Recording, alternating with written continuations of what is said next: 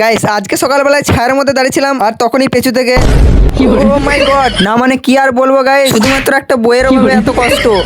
So guys আমাদের দিকে গরম পড়েছে হালকা হালকা, আর কি ঘুম থেকে হালকা করে উঠতে লেট হয়ে গেল। হ্যাঁ গাইস, তার কি বেশি দেরি না করে মুখটা ধুয়ে নিলাম।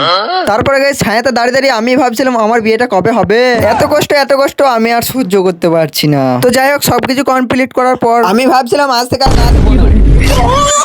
না মানে ব্যাপারটা হচ্ছে, মা বললো ওই কথা পরে চিন্তা করি, এই কাপড়গুলোকে ধুয়ে দে। ছি তোমাদের কপালে কি এরকম কষ্ট? ও বউ তুমি কোথায়? প্লিজ তুমি যেখানে দেখো আমার ঘরে তাড়াতাড়ি এসো, না আমার জিন্দগি সাবানের ফেনার মতন ল্যাল হচ্ছে। থাক বেশি বকর না করে আমি আমার কাজটা করতে লাগলাম, না হলে কোন দিক থেকে এখনই আক্রমণ করে দেবে।